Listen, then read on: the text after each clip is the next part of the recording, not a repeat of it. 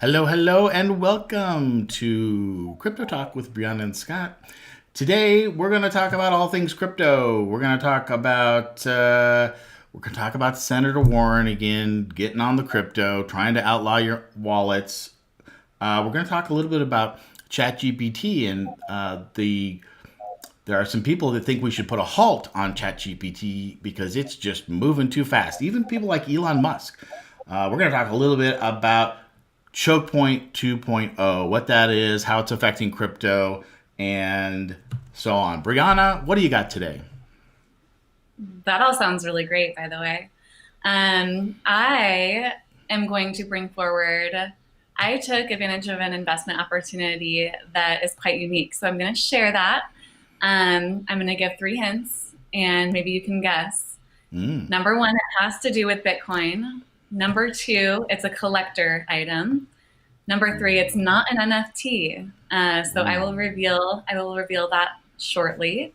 Okay. We'll also go into some stablecoin rivalry. I know we touched on this, I think, last week, but I want to look at some charts when it comes to both Tether and USDC. And then if we get to it, a little more on NASDAQ to release custody services for Bitcoin. So we'll talk about that a little bit, but we'll see what we have time for. Cool. So yeah, that's what I have this week. Okay, cool. Well, let's jump right in. Go ahead and you go ahead. I will get your screen on here. You can share your first story. Here it is. Okay, so because I can't wait to reveal my exciting opportunity here. First ever Bitcoin themed Pez dispenser officially launches. And oh my gosh, that's crazy. It's a Bitcoin themed Pez dispenser. It is officially launched. Only 30,000 units will be produced. The scarcity of units is meant to both mirror the scarcity of Bitcoin and create the first Bitcoin themed candy collectible. So let's take a look. This is what it looks like. Oh, good. I was going to say, what does it look like? Let me click on this. So there we go. Oh, so are the little candies, they're little Bitcoin candies? So they are orange Pez, and then here's our dispenser right here. Oh my gosh. I need that. Yeah, it comes in a pack. I will, let me go down a little bit. Whoops. So that you can see it out of the package, because it kind of gives it a better view of just the dispenser itself. So I'm pretty excited. As we Yeah. all know, as investors, it's important to diversify, and I'm trying to create generational wealth here. So this is one Yeah. that's going to go into my safe for my kids or their kids. In all honesty, I did decide to order it. I didn't plan to when I first saw it, but I read the article and I was like, okay, actually, I'm going to get this because I don't know, 30,000 units. Is that scarce I think or so. what do you think? That doesn't seem like very many. In fact, so how do you get them? Did you figure out how to get them? I did. I ordered it through Walmart. Very Walmart. fast Nice. and $30 That's a awesome. pop. So not a bad profit for the person who made this product because with 30,000 at $30 a pop, that's 900,000. And I'm sure it costs, who knows, a dime to make this. Oh, So yeah. right. Yeah. And then the person that did this is Chris Corradini. He's the owner of Pro Snacks. And what he says is, we believe the future is bright for Bitcoin, and that is one of the main reasons that we pursued this project.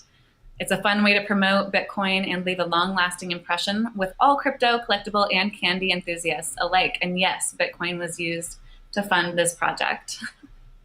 Oh, that's cool. Okay, I gotta hop onto Walmart and see if I can still get one. I don't know. Yeah. That is so cool. Now I've never been a collector, like like big time, where you have to like keep it in the package and all that kind of stuff. So if I get one of these, I'm gonna open that sucker up. Now I'm not gonna eat them, but I will. I want to display them somewhere because that's just cool.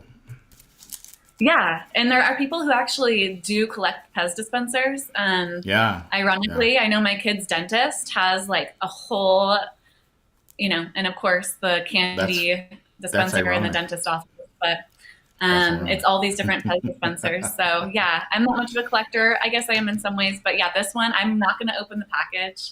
Yeah. I'm Right. going to just keep it, Yeah, and and who this one, like you knows? said, 30,000. You're right.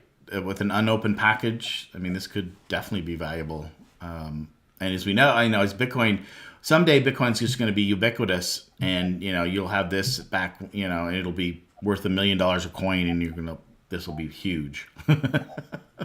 Totally. Yeah, yeah, yeah. I'm pretty excited about it. I So I love just that. wanted to All pop on right, that one, but yeah, we can go over that's to one another one. story.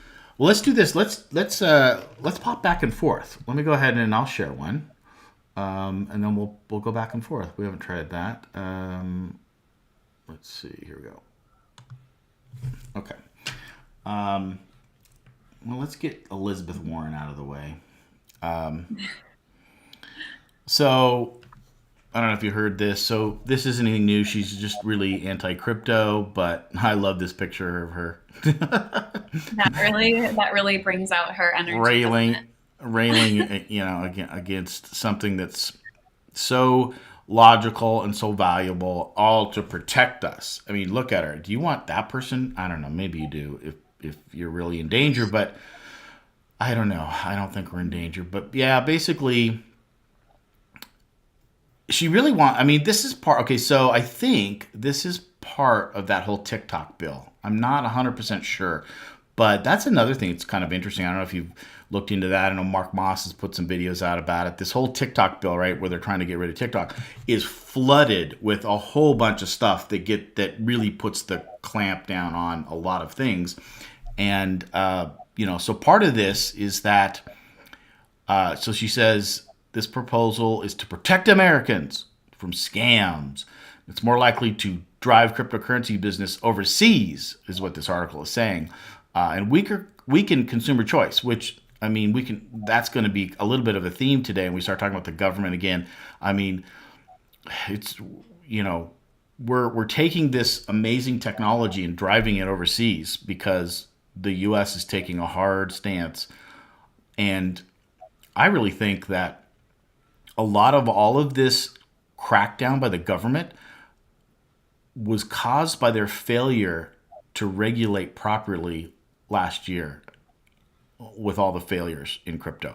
And I don't even like saying that. These were not failures in crypto. These were traditional banks and institutions that came in and were not chartered. They sat on this line where they invested in crypto assets, but they weren't fully banked, so they weren't regulated by banks.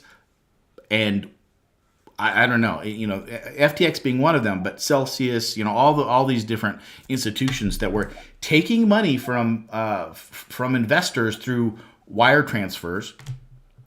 So they weren't using the decentralized networks like you and I do. They were just using like what a traditional bank would do, right? You wire them the money, they invest it for you, but they were investing in crypto assets. And so the regulators, why didn't they figure this out? Again, I just am so baffled at the more I learn about finance and about crypto and about regulations and regulators, it just doesn't seem that hard, and they just let so many things slip through the cracks.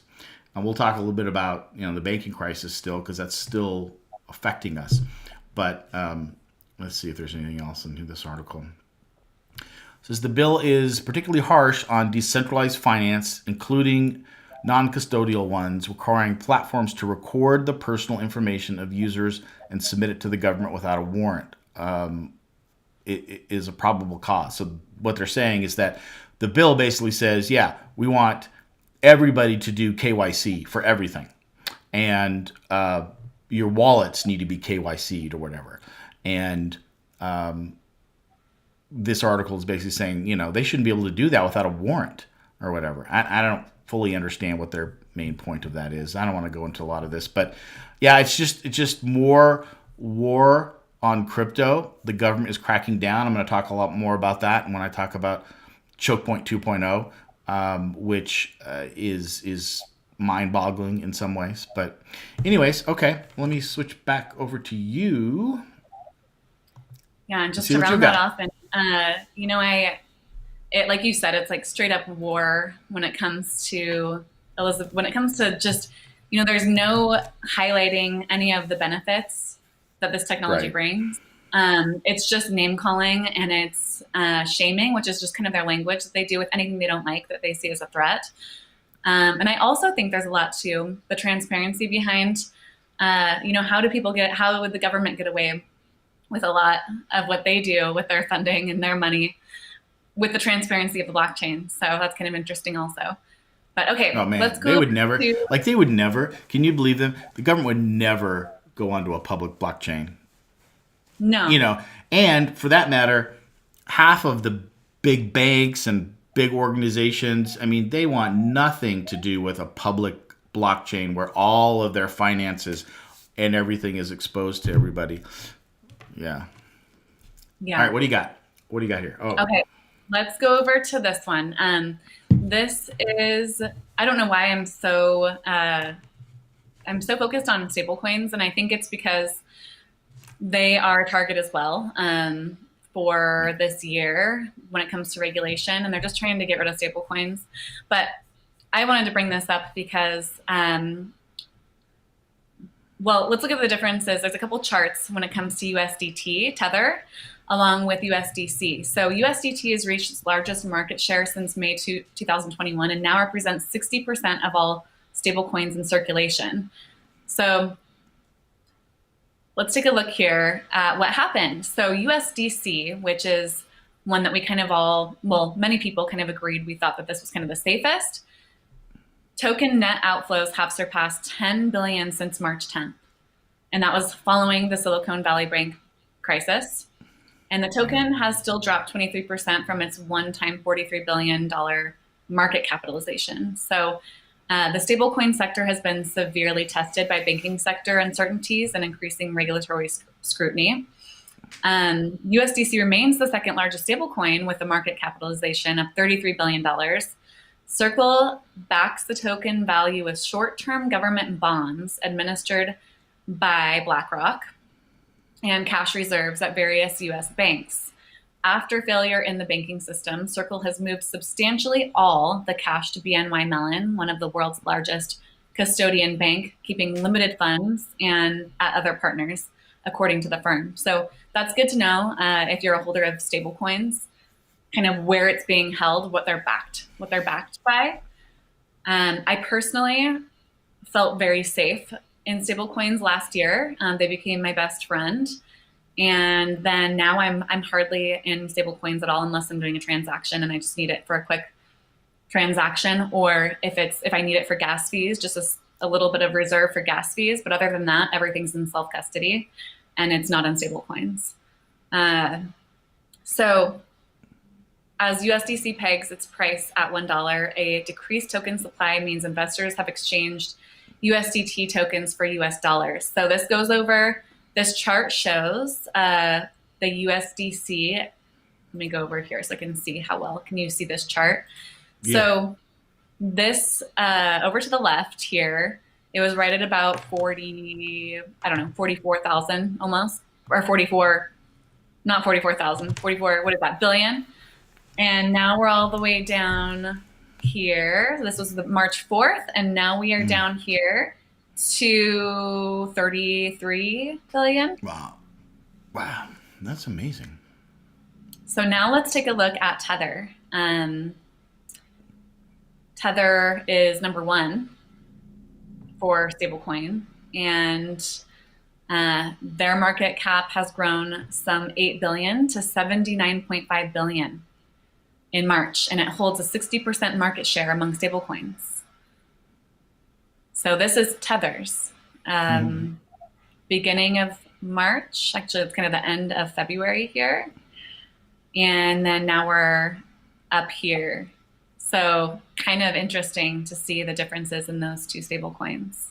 Well, what I don't understand is is it going to talk about where Tether's assets are? Well, it does say how they haven't been totally transparent, but that people don't seem to obviously care. Ironically, it says the players who have had the strongest position with U.S. regulation and U.S. banking system with system integration are considered unsafe, with fears that assets could be stranded. And this is Circle Chief Executive Jeremy who tweeted this.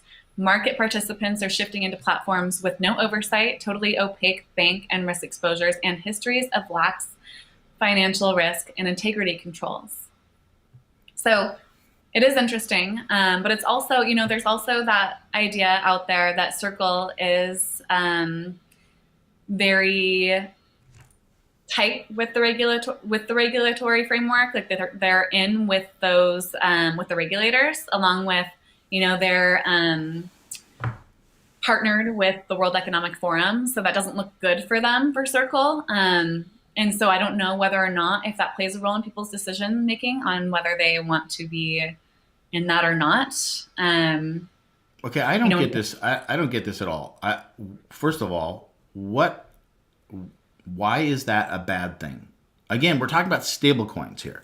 Why is that a bad thing to be closer to regulators? Well, I mean, in my view, there's a lot of corruption when it comes to those regulations. Some people believe that they have ulterior motives for where they want this all to go as a whole and to keep it within their control. And also that they may want to corrupt the system. So if they're going after stablecoins, and USDC is where all of the brunt of everything is. Let's say that there's a lot of people, which it's not, Tether's above that, but let's say that there's a lot held in USDC. If we have these big institutions such as BlackRock who are in this whole scheme and they're tied with regulators, if they're tied with these big agencies, could they move the market in a specific way or cause crashes or, just like the Silicon Valley Bank thing, whether that had anything to do with trying to depeg USDC or trying to bring something down to create volatility. Some people may look at that as a risk in itself, I think. I know for me personally, I do take that into consideration.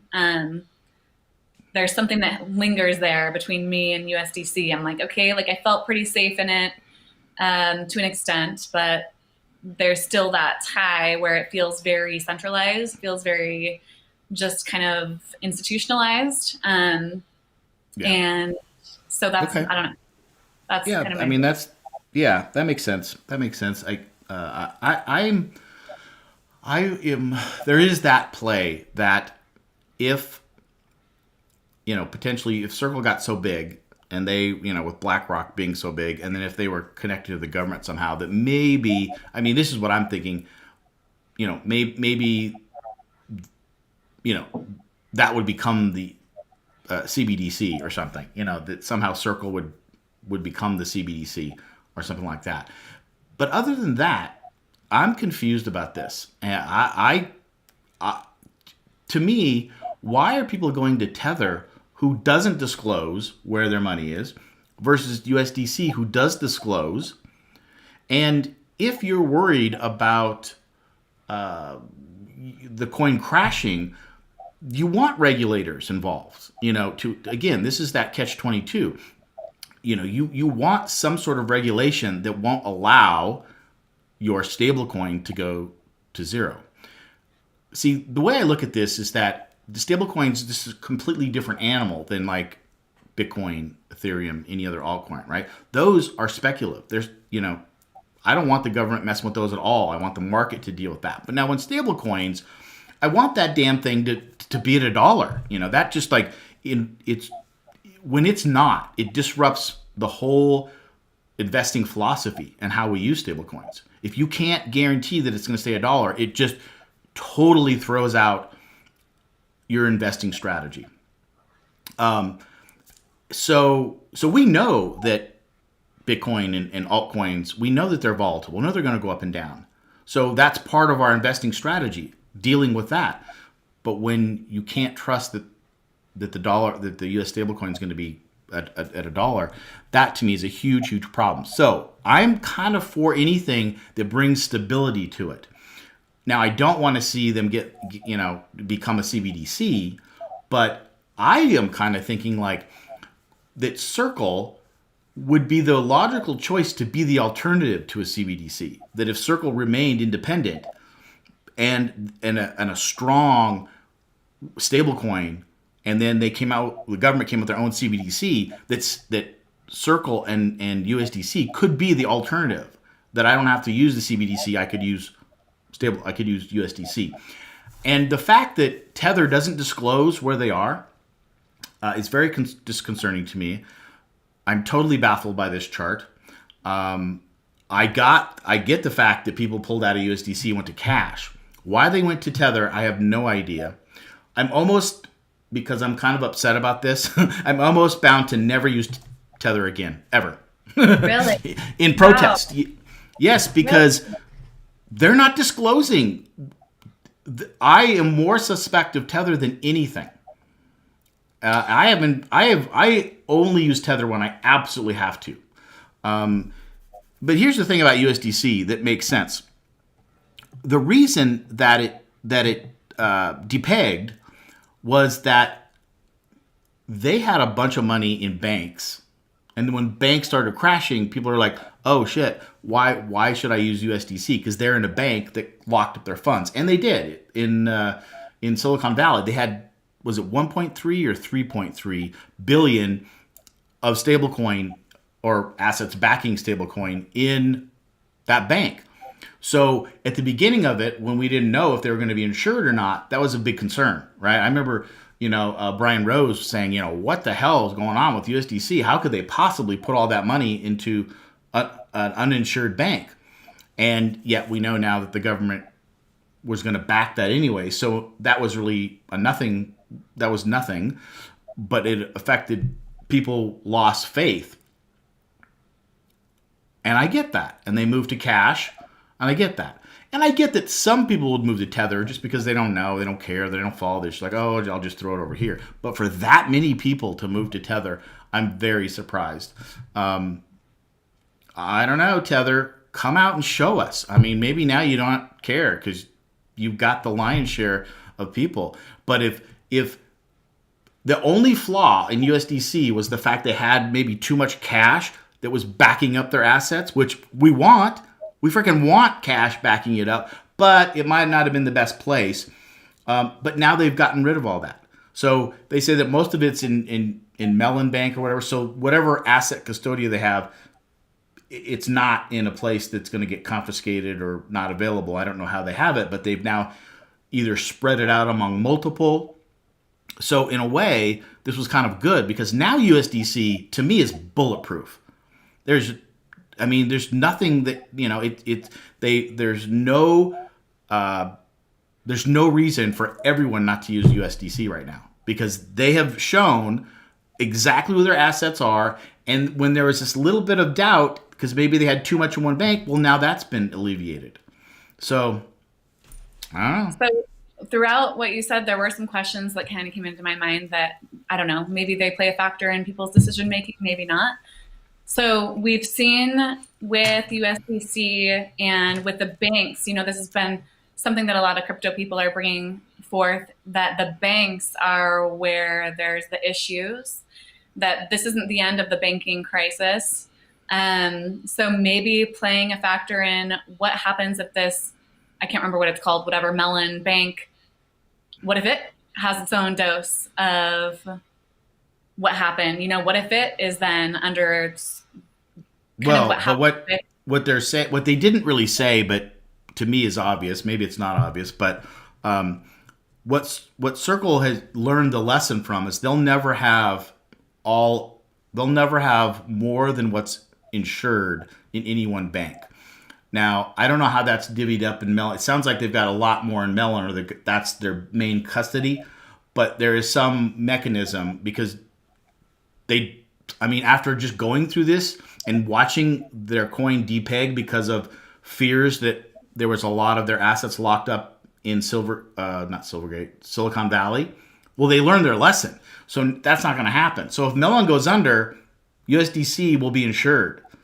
And they'll have mechanisms where they can get it out. So to me, now more than ever, USDC is the most solid stablecoin out there.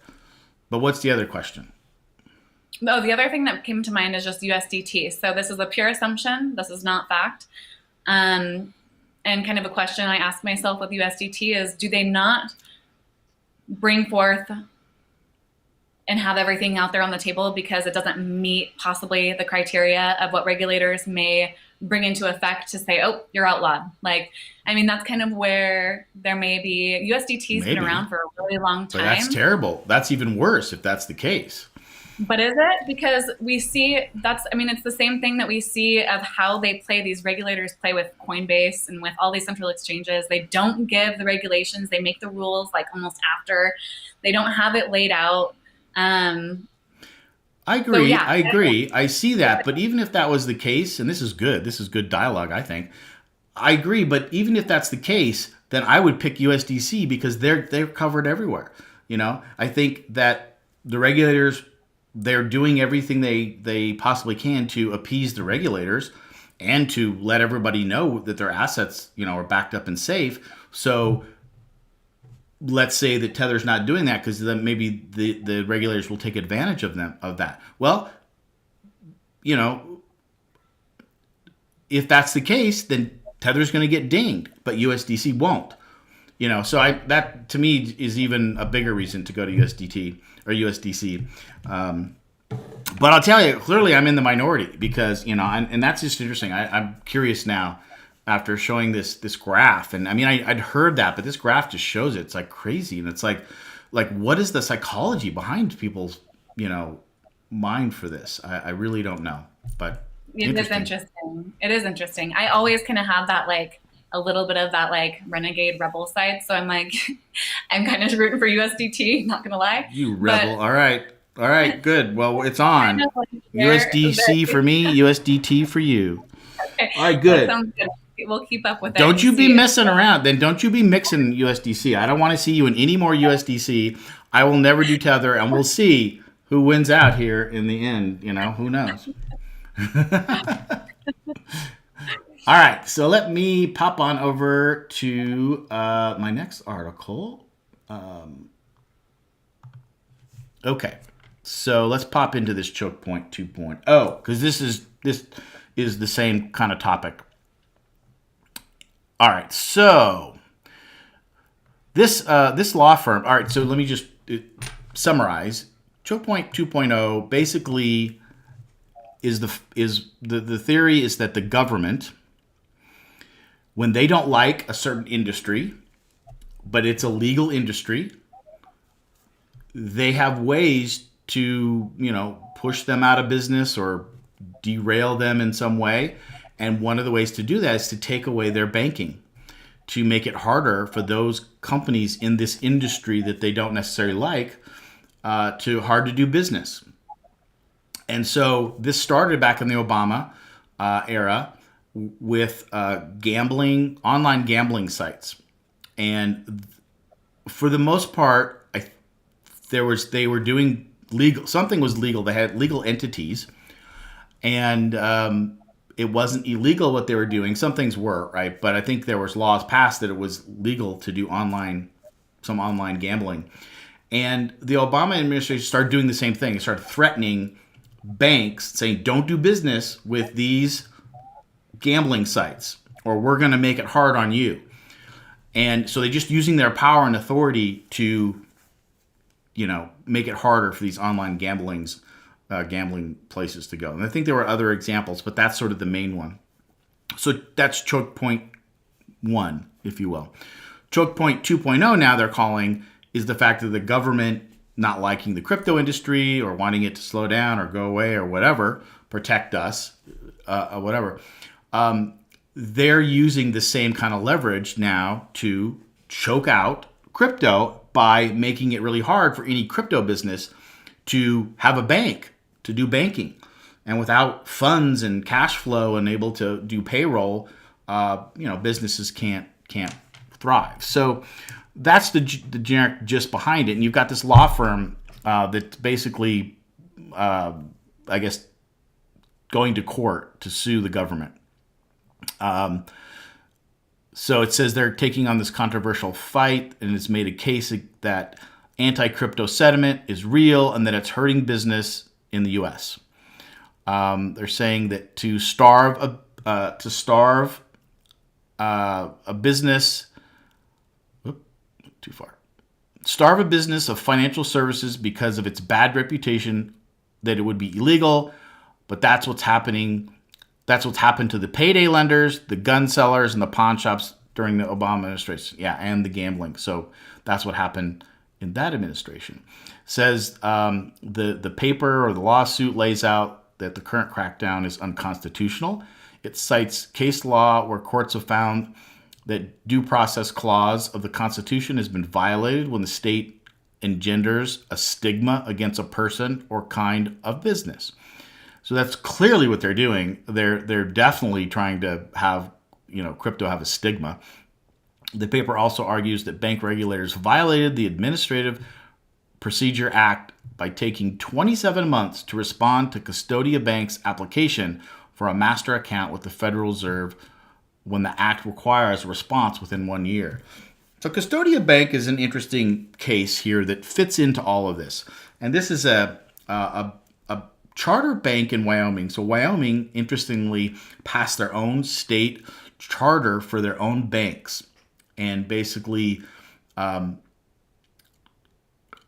way I see this is that within Wyoming, you can have a bank that maybe doesn't do everything that federal banks do.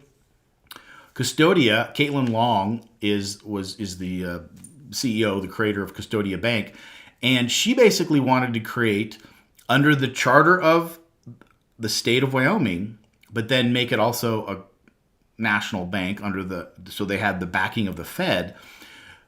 They were going to be a bank that holds assets only. And it's so fascinating, I think, because what she's saying is that we didn't want to lend out. Fractional banks under the federal banking system, right? And they have to mandate that they take deposits and then they lend it out. It's like mandated. They have to.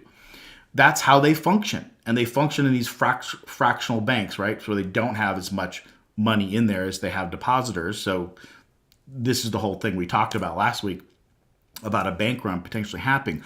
But, the whole governmental system, makes sure that this thing stays in flow so you don't have these bank runs. And so Custodia comes up and other banks that said, look, we don't want to do the lending thing. We just want to hold people's assets. And part of it is they wanted to hold Bitcoin so people could buy Bitcoin and just hold it there in Custodia Bank for safety. They would have, rock solid safety so that their customers would store their Bitcoin. They would also store cash and other reserves too. So they wanted to combine a bank where you could have cash assets or derivatives of that, I guess, and Bitcoin or crypto, right? And you're just holding them. And so the way they make money is they just charge extra fees to do that. And so a lot of people say, well, why would I do that, or why would I pay extra fees, or whatever? Well, I would, if you're concerned about having your own wallet and losing your keys and all this kind of stuff, it makes sense to pay somebody to hold your Bitcoin really safe for you. And I would pay extra if that's what I wanted to do. So Custodia Bank was applying for this. And so it's interesting. So they applied for this master account, and everything was going along smoothly, according to Caitlin Long. And there have been other banks that actually have had this national charter that do something like them. But this was a new one. They were coming online. It's only supposed to take a year, and it took 27 months for them to respond, and then out of nowhere, they just denied it. And it was really about the same time. It was actually in January. But if you look at the timing of this whole crypto choke point 2.0, it started kind of really starting to happen around January, February, March. And then the other thing that came out was the Biden administration came out with a document, end of the year economic cycle or economic update. And in there, they had like 27 pages about crypto and how dangerous it is. And really, let's see if I might have some quotes here. But really, that came out was the most robust negative language about crypto right from the Obama administration. And I think that happened maybe February, early March. And then you had this banking crisis that I'll get into that in a minute, but I think that was also the government trying to shut down these crypto-friendly banks. And if you take all of that, all these things together, you can clearly see. And we also had the SEC starting to sue Kraken and suing Coinbase and suing all the major players of crypto. All this happened pretty much at the beginning of this year. So it's a pretty coordinated effort on all the government entities to push back crypto. And I think that the crypto industry really needs to realize this, that it's a war. And you said it at the beginning of the show. It's a war. And so let's see if I got any more in this article. So let's say Operation Choke Point 2.0, refusal to follow notice and comment rulemaking has produced the very result that the authors of the APA were seeking to avoid: arbitrary, capricious, and above all, under democratic, I don't even know what that is, under democratic agency action. The blockchain cannot be uninvented, the authors write. That's an interesting thing, right? It's like, dude, the cat's out of the bag. You can't push this back, and yet they're trying to.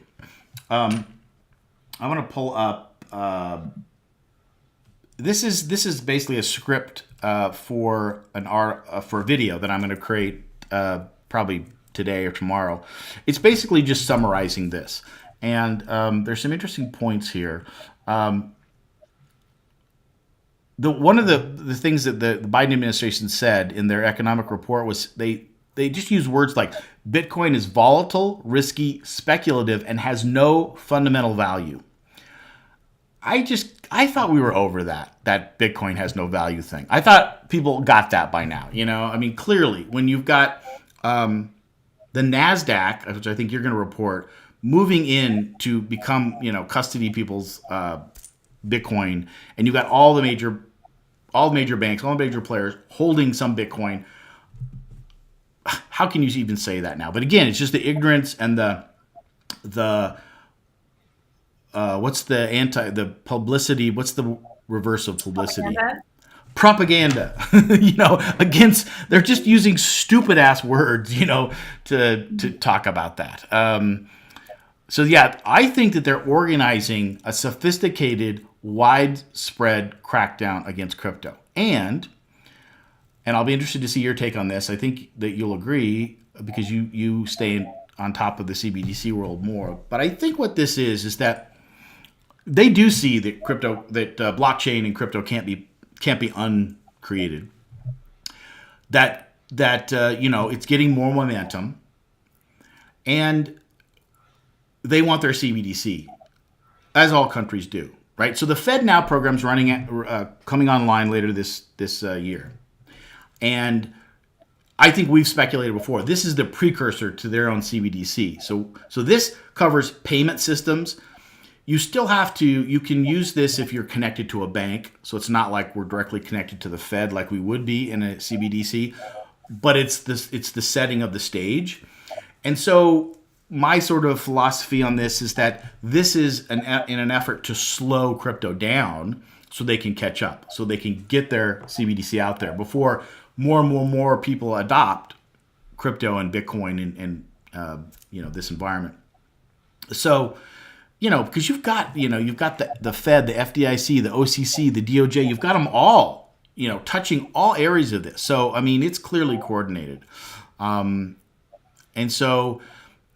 Yeah, so that's basically the thesis is that this is not arbitrary. Oh, and so to me the bombshell is okay. So the worst case scenario is that the part of this whole systematic takedown of crypto that they caused these banks, Silvergate, Silicon Valley, and Signature to crash because they could then put out the statement, hey, these were crypto banks. These were banks that were friendly to crypto and they had crypto clients, and you can see what bad things happen if you deal with crypto. These banks crashed because of crypto. So that's at the worst case, I think that's what they're doing. Now that's terrible if they did that. Now, on the best case, but still shady, it's clear that we know that the Fed had known about the balance sheet of these three banks and a lot more, at least for a year or, close to a year now. They knew this. They saw this happening. And they didn't do anything about it. And the question is why? Why didn't they do anything about it when they could have? When they could have stopped this and alerted them and got the word out and done whatever magic banking tricks that they could do to avert these major banks from going under. So that's going to come out. There's a little bit of, it's either scandal or just ineptness. They didn't do their job right. And that's all being debated on the news and everywhere right now, what's happening. And so, again, from my perspective, one of the theories there is that, okay, maybe they didn't cause these banks to crash, but maybe they saw this coming and they're like, hey, we can use this to our advantage. We can pin this on crypto. So, let's let this ride out or whatever. So again, both kind of sarcastic, kind of, in favor, obviously, in my view, of crypto, but it's certainly a plausible view. And the question is, if that's not the answer, then why did they do it? There's also lots of reporting that's saying that certainly Signature Bank, maybe even Silicon Valley Bank, did not need to be closed, did not need to have the FTC come in and take them over, that they would have been able to get the cash. Now, there's no question that these banks, Silicon Valley in particular, is really being dogged for taking too much risk, not having good management, and not really doing the right things, to protect their depositors. But clearly, a lot of banks were doing this, and really, the answer to partly why these banks crashed was that the Fed raised interest rates too fast, and it got all the banks sort of upside down, right? The good ones didn't have all their eggs in one basket. The bad ones, or the people that really like Silicon Valley Bank, put all their eggs in these long-term bonds, and the other interesting point about this, I just think it's fascinating, is that because of technology, because of the fact they could depositors could withdraw their money on apps instantly. I mean, you had billions, like $20 billion that were taken out of Silicon Valley, like in 4 or 5, 6 hours. I mean, unheard of. So you had a lot of confluence of things that caused this crash. But my hypothesis is that part of it is wrapped up in that they wanted to put a black eye on crypto, and this could help. So I just think that whole thing is fascinating. The story's going to play out. It's kind of, to me, it's like a really good espionage kind of spy movie or whatever. Lots of backdoor stuff happening, but affects us all. Especially if we're in crypto, it affects us, but also if we're just depositors. And who can we trust, and why didn't the regulators protect that? And now that is the government just going to open up the floodgates and print the money? And are they going to literally open the door so that nobody can lose, no depositor can lose money, no matter how much they put in there, and no matter how bad the banking management is? I mean, there's lots of problems still to come from this. So, so that is Choke Point 2.0. I'm really glad that you brought that up. I'm really glad that you brought that up. And it is so important for everybody to pay attention to. Like you said, not only people in crypto, but everybody. And there's still a large amount of people, though the world has caught on, the world has caught on to what this all is, to blockchain technology, to decentralized finance, all of it, to be able to understand the freedom that lies within that. But there's still a lot of people who look at crypto as a totally separate entity, totally different. They've just kind of stayed away. And what is important for people to know, I think, as we're heading into we're going to have digital money, no matter which avenue that goes. So it's either going to be in the form of a CBDC, or we're going to have cryptocurrency continue to do its thing, or maybe it will be both. And this whole thing about know your customer when it comes to what Elizabeth Warren's trying to do, and even just these bank crises, what they're failing to let the public know is that the US dollar is not going to be the world's reserve currency for much longer, that appears to go that way. We have China and Russia, like we were talking about before the show today, Scott, shaking hands in agreement to trade what they're going to be trading with. Is it the yuan they'll be trading with, I believe? I think so. And the BRICS nations, which is just more and more countries are streaming into the BRICS nations, which is a currency that lies outside of the US dollar. They'll be trading outside of the US dollar. So they're all in agreement that they'll be doing this together. So that's not in the mainstream news, and it's so important to know that, because it's gonna affect all of us, and where that's gonna lead to, it's hard to say. But Bitcoin and DeFi, that's a means to be able to exchange peer-to-peer for those who aren't aware of that. When you're in a digital, why can't I think of the word? A digital currency system, a digital financial system, unless you want everything to be tracked, like totally, and it still is on the blockchain, but if you want your name and everything tied to, there's no longer going to be, if fiat is not, my words aren't coming to me today, but if that becomes obsolete, passing my nephew over $50 will be something that will need to be recorded through our central bank digital currency. It's not going to be something that you can just do anonymously. So that's what you can kind of do with DeFi and through the use of Bitcoin. And if we want a means to be able to exchange like that, then that's the importance of crypto. And that's what's not brought out, in the mainstream media at all. They're just focused solely right now on the negative crypto, the bank crises. They're not shedding any light on the fact that we're really in a hole right now. Our country's really in a hole, and we're not going to be the leader reserve currency for much longer. So there's a lot going on, but yeah, a lot to pay attention to. And like you said, I think you're right about the fact that they want to catch up.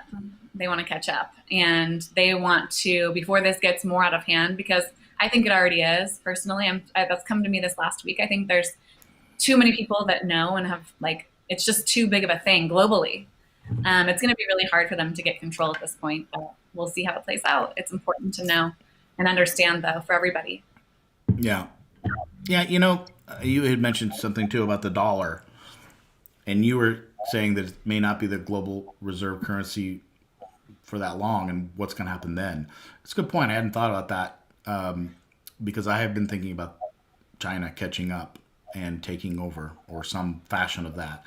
And yeah, I think I'd like to be in Bitcoin, completely separated from that, and still be able to transact. The other thing that's interesting about the dollar, I saw this chart. See if I could dig it up someday. But basically, in 19, gosh, I want to say 20, but it might even be like in the 1940s, when a dollar was really worth a dollar. Well, I guess it was when it was backed by gold. So literally, I guess since the 70s, 71, when Nixon took us off the gold standard. There's a chart that what was worth a dollar then is now worth 3 cents. That's how far Wow. it's come. That's how far it's come. It's worth 3 cents. And that to me is enough to like get people into crypto, or at least partially have some into crypto, because that just shows you the how your buying power is eroded. But this is the funny thing about this.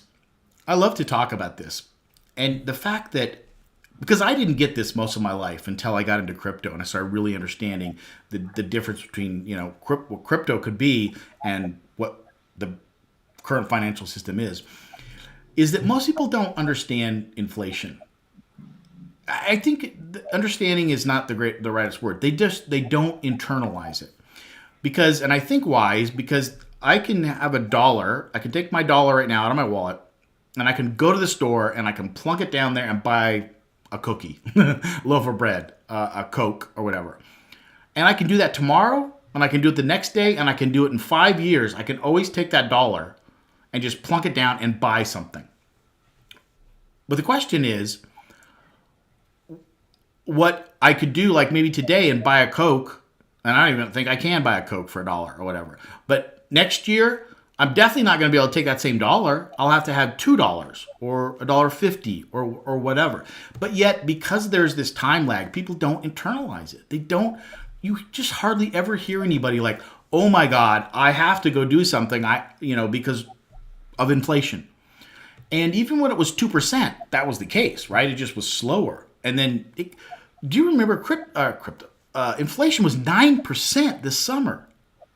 It's like what, 5 or 6% now. It was 9%. That's crazy. And that alone, to me, should be a reason to get the hell out of the dollar.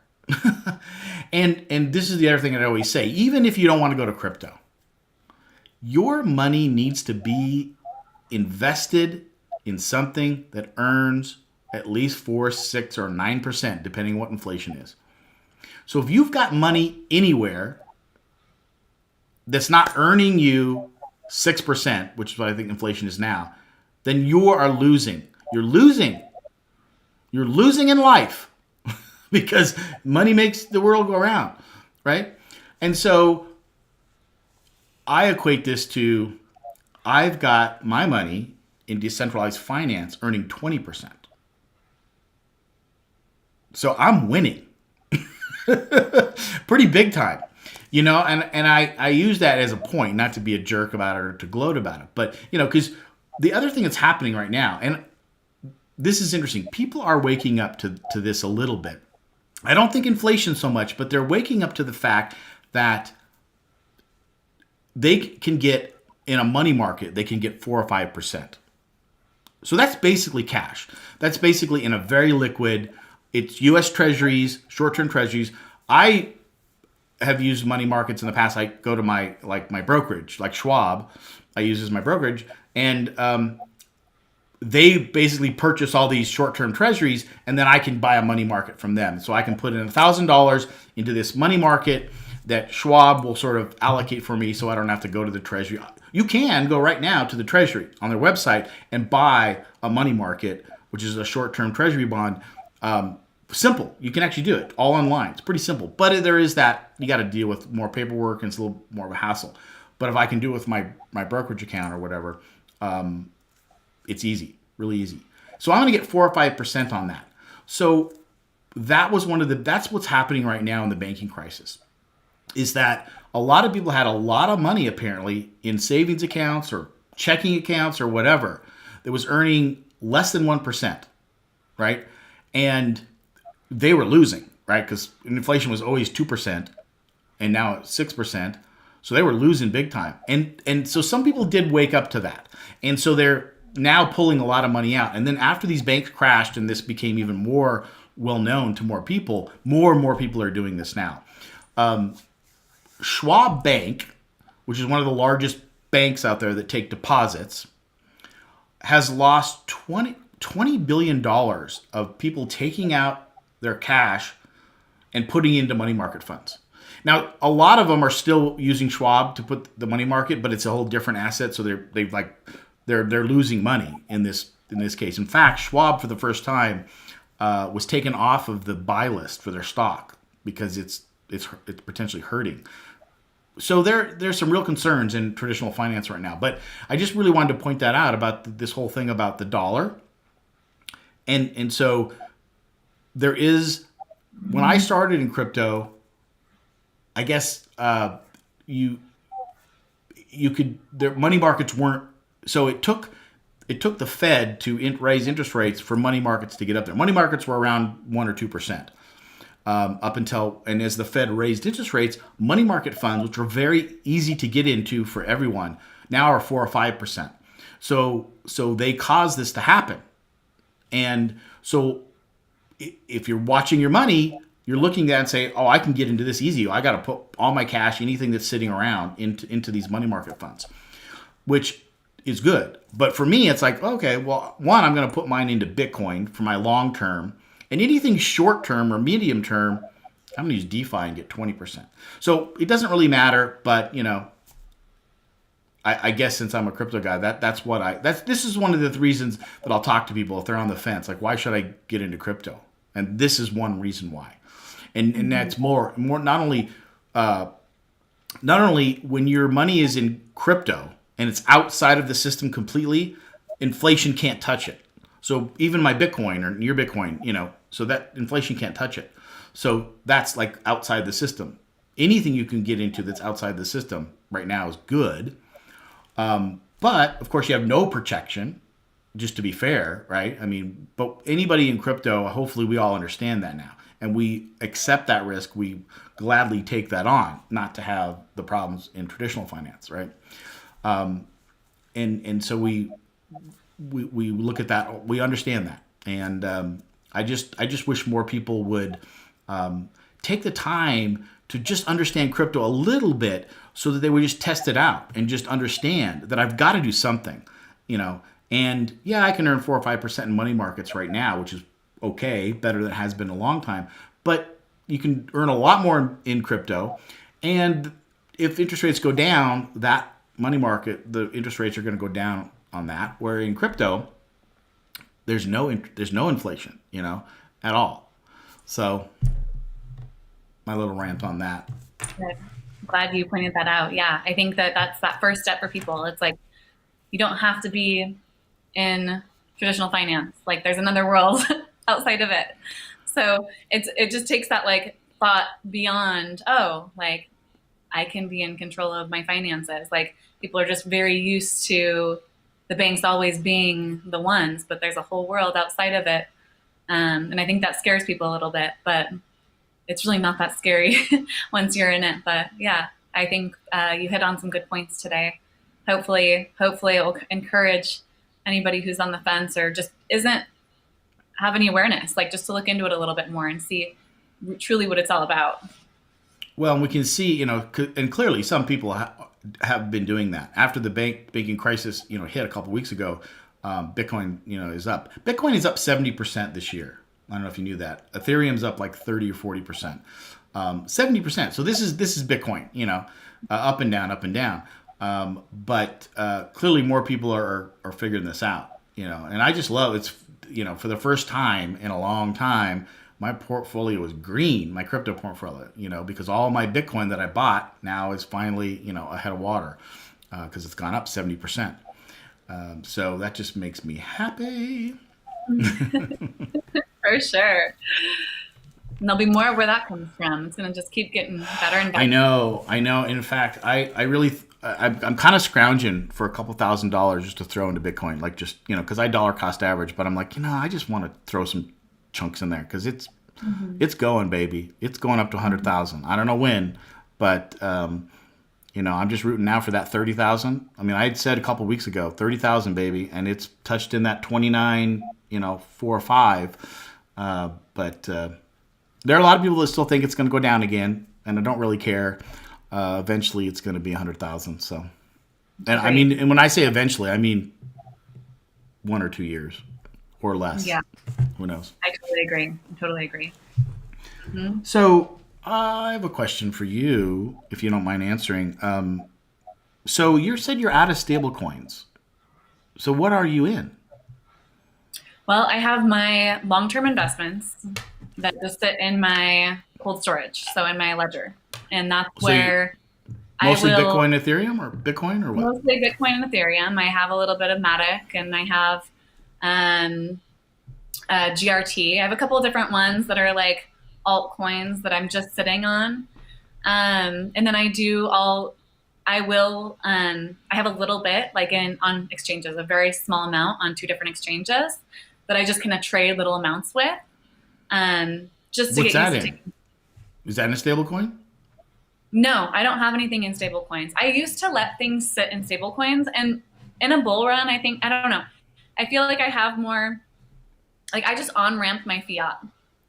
I on ramp Okay. it into the Yeah, yeah. simple exchange, and then I directly put it into what I'm going to be investing in. And I just don't have any extra sitting in stable coins. Yeah. I don't have that.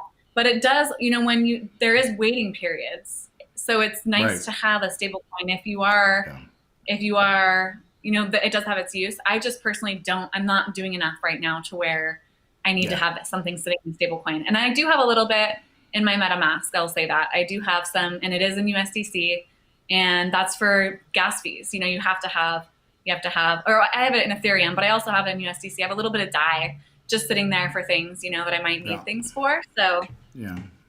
Yeah, no, that makes sense, and I'm sort of the same way. It's like I don't have a lot of stable coin, and I don't know if I assume that there are people that do that they have thousands of dollars in stable coins when they're not investing it in something specific. I've never really done that. My most of so I probably could just keep it in ETH, but I have some stable coin and some ETH that I'm always using in DeFi. So and I try to keep that mostly in my MetaMask wallets. I may have a little bit on the exchange, but really I don't want to keep hardly anything on the exchanges, and I don't need to. Really I just move everything to my MetaMask. And I think I said before, so my Bitcoin, I moved that all over to my Exodus wallet. So that's my hot wallet. So I dollar cost average about every month or two. I'll just take that Bitcoin, move it over to my Exodus wallet, and just it sits there and lives there. Ethereum, though, I'll pull out of Coinbase and put that into my MetaMask wallet because I use it, and some stablecoin. So what I'm trying to figure out now, as I mentioned last week, so after I got the Arbitrum, I converted like say 3/4 into USDC from my Arbitrum tokens. So I've got about $4,000 in USDC that's sitting in these different wallets in MetaMask. And here's what I have to do. It's kind of crazy because part of this yield farm hunting, or not yield farm, airdrop hunting, as I think what we're calling it.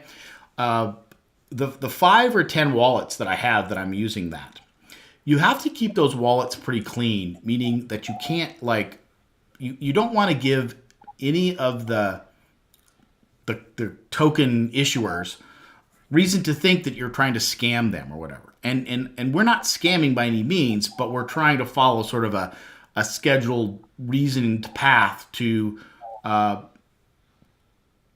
so that they know that we're loyal customers of those blockchains, right? And so apparently one of the things is that if they see that you're moving money or assets from one wallet to another MetaMask wallet, that looks scammy, I guess, or whatever. I'm not sure why, but apparently it does. So I can't even move my USDC out of one of my airdrop wallets to my main MetaMask wallet to use it. What I have to do is move it to KuCoin. Apparently, KuCoin is the way I have to do this. I thought I could do it with Coinbase. Move it to Coinbase, then back up to my main MetaMask wallet that I use for everything.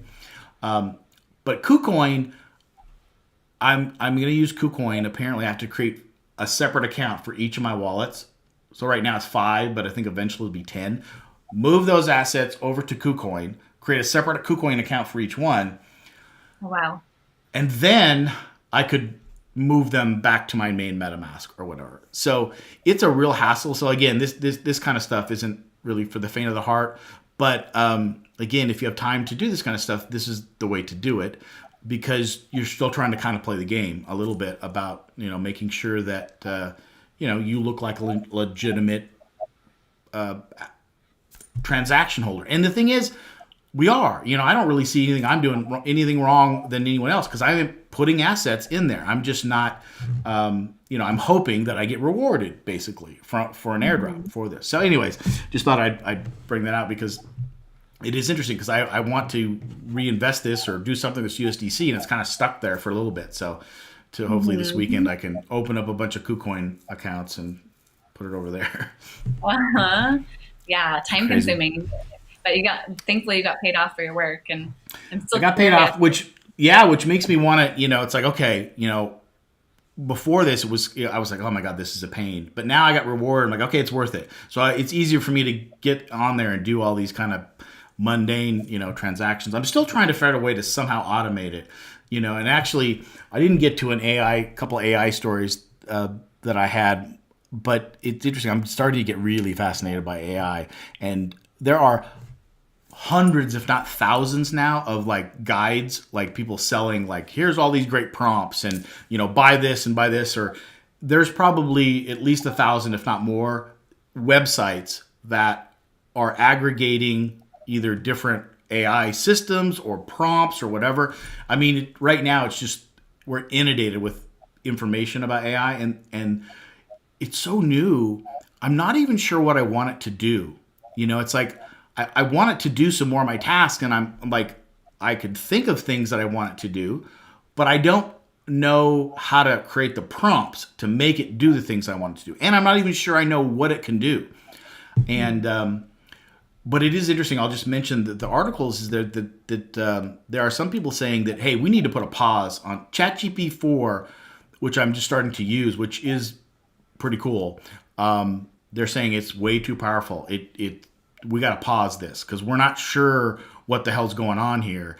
And Elon Musk, even, who was one of the early investors in OpenAI, and who else? A couple of big names are saying, yeah, we got to pause this, which I find fascinating. But I don't know how I think about it. Part of me is like, no, we need to let the technology, do its thing. But on the other hand, I think this ChatGPT thing is a phenomena that will go down in history as the nexus for when AI just exploded, because it was the first time that anybody could see the power of it. It's one thing to read an article or to read, they're working on this and that in the lab, but when you can get your hands on it and see it, even if it's as simple as rewriting an article, or when you actually do that and you see it, you're like, holy shit. And that's exploded this. And so I think that it is going faster than I think anybody predicted. I'm sure there are people that have, but I don't know. I don't know what to think about it, but it's fascinating. I'm trying to, in my thought head, I'm trying to, and we don't have time now today, but sometime I should show you, like, I went in, I'm writing a book and I'm looking at chapters and stuff, and I've asked ChatGPT to write chapters. And it's basic stuff like, introductory to Bitcoin investing. And it'll do all that. It's pretty simple. Lots of data out there. So I went from 3.5, I had it write me an outline, and it was very detailed and really good. Better than the one that I had thought out of my head, even for basic stuff. Then I did it in ChatGPT 4, and what it was crazy. I took the same prompt, and what it did is it also listed it out, but it listed it out on like in columns, like in a table format, and it just like created a table and started listing it out. And on the left hand side were all the topics that it wanted, like per chapter. And then on the right hand side of the column, it created word by word script that you could read that would cover, like, in this chapter we're going to be covering this, and this. And that just was kind of amazing to me. I didn't ask it to do that. And it created the topics, but it also created a script that I could read, like, this is what this chapter covers, and this is what this chapter covers. I mean, so it's simple little things like that it's like, I didn't even know I wanted that. But when I looked at it, I'm like, damn, that's what I wanted. That's so interesting. You know, I am finishing up. I'm editing my own book right now. I am finishing up, and it's just so funny. I've put all this effort in, and I've really enjoyed the journey. And for me, I've been pretty organized for myself. You know, I'm like, next time I'm going to do so much better. And I haven't used any AI. I haven't even touched AI until I'm done writing my book and getting it out there without the use of AI. But it just happens to be right where people are now writing all their books. Like, it's like you can write a book within what was it, a day, I think, or within 30 minutes. Oh, yeah. Like a whole book. I'm like, oh, gosh. Apparently you can. But I'll tell you what. I'll tell you what, you know, so the good news for you and for me and for any of the writers is that, you know, right now, even though it was amazing outline, it's still pretty generic, you know, and it's like, yeah, I could literally just package that up. I could then go ask it now, fill in each of these chapters, which I've done. But I don't want it to sound like everything else out there. I don't want my book, you know, and I really don't want someone to look at my book and say, oh my gosh, this chapter was written by AI, or this whole book was written by AI. I mean, I immensely don't want that. So no matter what I use AI for, I'm going to edit the shit out of it and make it, you know, mine. But what I find it really good at is just giving me more ideas and more ways, like, oh, I didn't think of how to present that. You know, it's like I may have my information or I may combine it probably, but I want it to really feel like it's different than anything that's out there, and that it's really how I would think. Although, you know, I don't know. I think the more you use it, personally, and I don't know how this kind of works, but it's like, you know, I think it should do that. Like, the more that my particular account uses and talks about, like, the writing of it, that it'll learn more, like, this is what I want to write about. Custom to you, personalized. So, yeah. So who knows what it'll be like, you know, when I get in front of it. But I'm definitely, you know, using it a little bit for outlining and just ideas and stuff, not for the whole writing. Mm-hmm. Anyway, so yeah, I think that's good for you. Yeah, to definitely get your book done, you know, completely like that. But, you know, just what would be fun is then feed it some of your chapters, and then, in fact, your whole chapter, and then watch it rewrite your chapter, and then look at the difference. And you know, when I did that with a chapter, it was different, and it was, I think, more grammatically, it was better. It's like it sounded more professional, but it also was rigid, and it just didn't sound like me, you know. Mm-hmm. So it's interesting to do. I think it's interesting for anybody to do that and just to see, you know, what they think. I don't think, like, right now anybody should just let it write the whole thing and publish it or something. I think no, it's not ready for that. And I like the point of view that it provides you with like inspiration on things you may not have thought of before, which might create new ideas. I really like the thought of that. And I think it also will become its own thing, hopefully, where people will really value individual viewpoints that are outside of AI, hopefully a little bit more. And that there still will be the AI aspect of it that's really cool. And that will be its own thing, separate. But I think it will create a value for both of them, you know, in their own ways. But eventually but what they're saying, eventually you won't be able to tell the difference. I mean, that's the thing. I mean, right now you can, but when you can't literally tell the difference, then that's a game changer, because we don't know. Like, once it'll write, like, just like how I would want it to in my voice or whatever, and no one would know. I mean, that'll be a huge game changer. We'll see when it gets there. What a world. It's going to get What a crazy. world! What a world! Embrace I mean, it's it. here. Let's just bring it back. Here's a world that there's Bitcoin Pez dispenser candy out there. That's a cool world. I like that. It is. It is. Yep. Well, let's end it on that. We'll end it on Pez. All Yeah, right, Brianna. I'll have to flaunt it a little bit when I get my Pez dispenser. I'll show you guys. Maybe it'll be next week. I'll bring it on air. So yeah, look forward to that. Totally. Totally. Yeah. So if I just search in Walmart, is that what you did? Can I find it, you think? Yeah, I just Googled Pez dispenser Bitcoin and it brought me Okay. to Walmart. Yeah. The one Yeah, little I think note, that's okay, funny.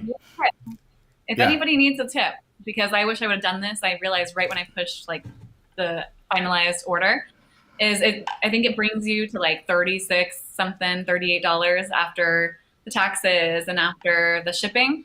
But Walmart has $35. If you spend $35, it's free shipping. So I didn't realize that. So like buy something you need, Buy something else. Yeah. $5 and get or whatever it may be, and then get the free shipping rather than pay the extra $6, Nice. $7.